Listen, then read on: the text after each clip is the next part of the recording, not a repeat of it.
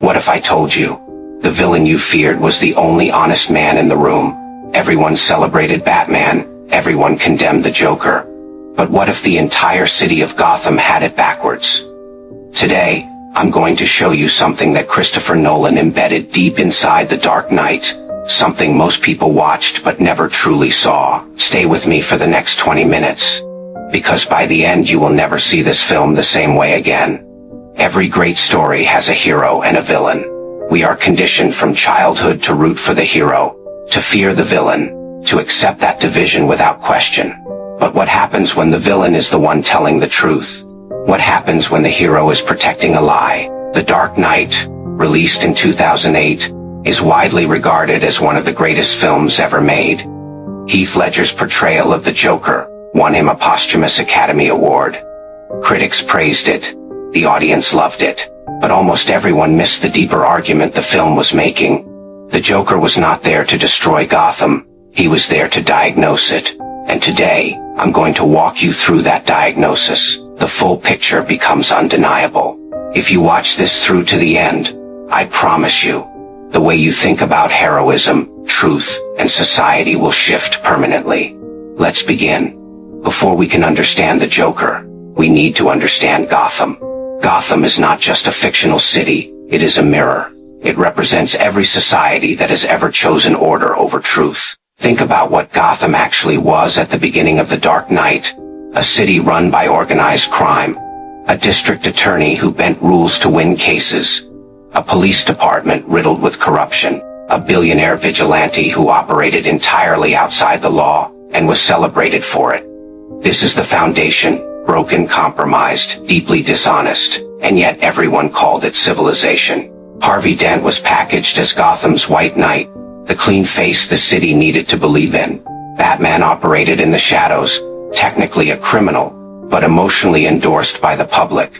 The entire system was a performance, and into this performance walked the Joker, not with an army, not with political power, with a single, devastating question: why so serious? That question was not absurd, it was philosophy. He was asking, why are you all pretending so hard?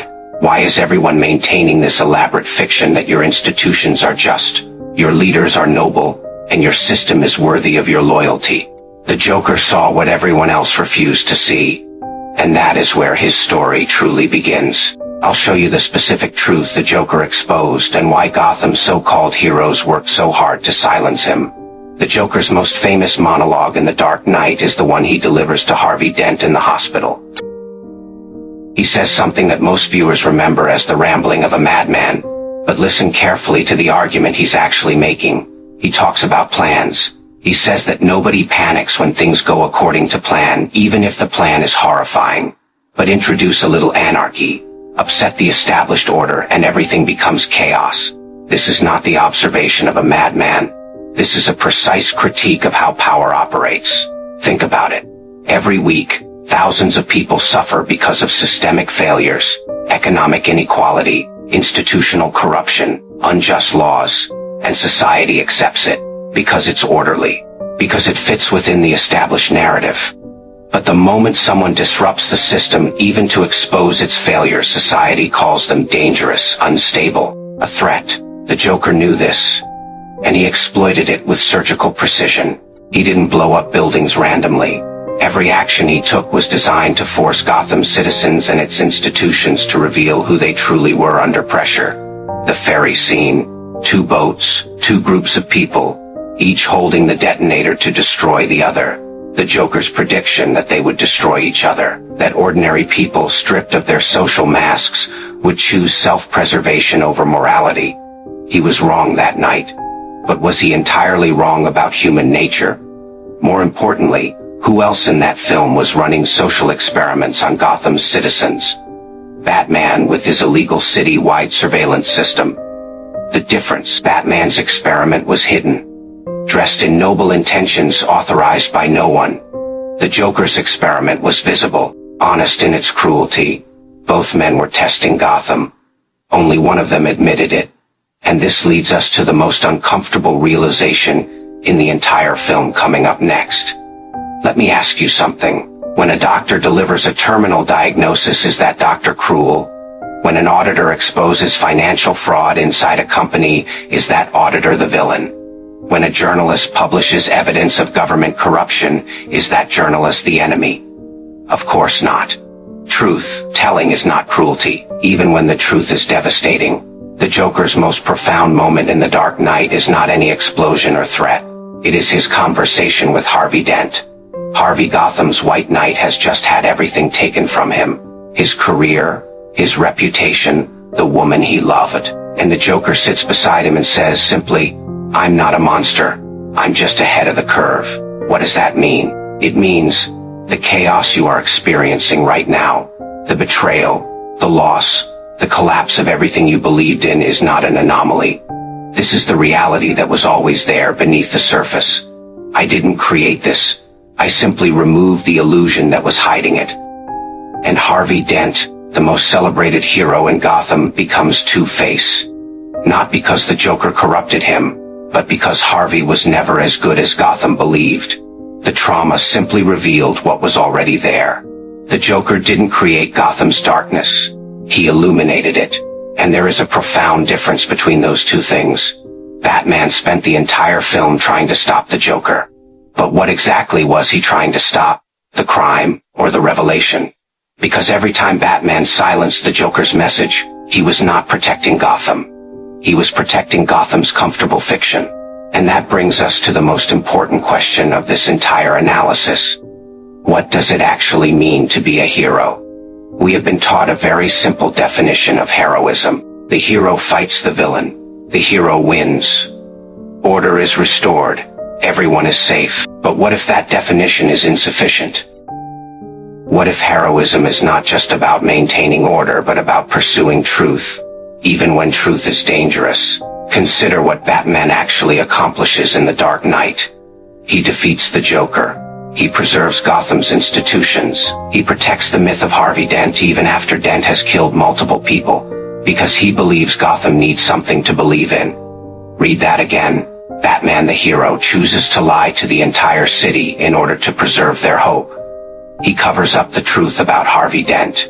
He accepts the title of villain himself. He tells Gordon, "Sometimes the truth isn't good enough. Sometimes people deserve more." That is a remarkable thing for a hero to say, and it reveals something crucial about Batman's fundamental worldview.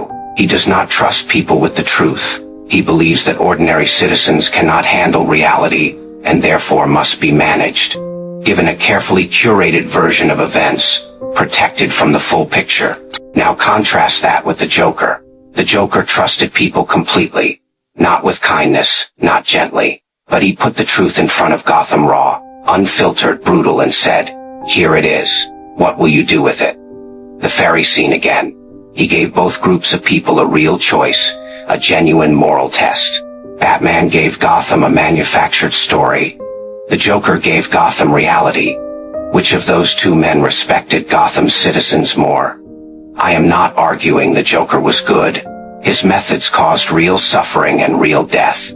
But I am arguing that his philosophy contained something profound, something that Batman's heroism fundamentally lacked: intellectual honesty. The Dark Knight was released in 2008. The world was weeks away from the most significant financial crisis in a generation. Institutions that millions of people trusted, banks, rating agencies, regulatory bodies, collapsed or were exposed as fundamentally corrupt. Christopher Nolan did not predict this. But the film resonated so deeply because of it. Because people recognized Gotham. They recognized the institutions that demanded trust while operating in darkness. The leaders who maintained their public image while making catastrophic decisions behind closed doors. The systems that punished those who asked uncomfortable questions. And they recognized the Joker not as a character to celebrate, but as a force that every dishonest institution eventually produces.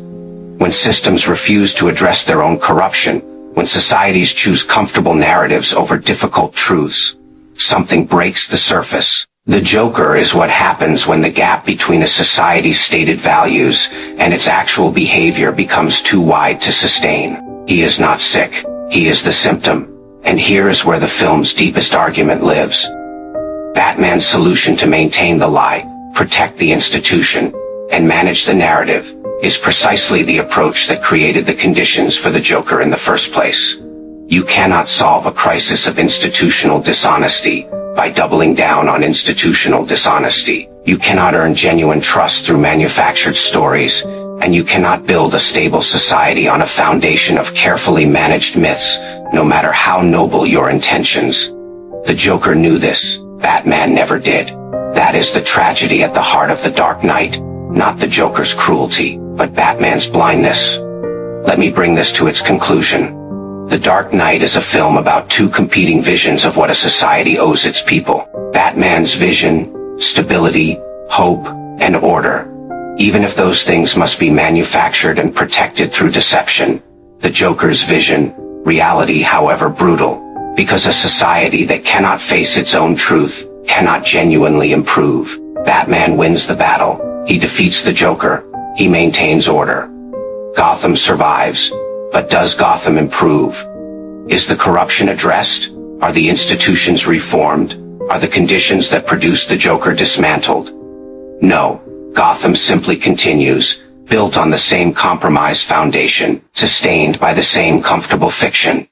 And as the sequels confirm, heading toward an inevitable, larger reckoning. Batman saved Gotham. The Joker tried to change it. There is a meaningful difference between those two things. Saving something means preserving it as it is. Changing something means confronting what it actually is with honesty, even painful honesty, and building something more genuine in its place. The Joker was not a hero in the conventional sense. He was something rarer and more uncomfortable. He was a truth teller in a city that had decided truth was too dangerous to survive.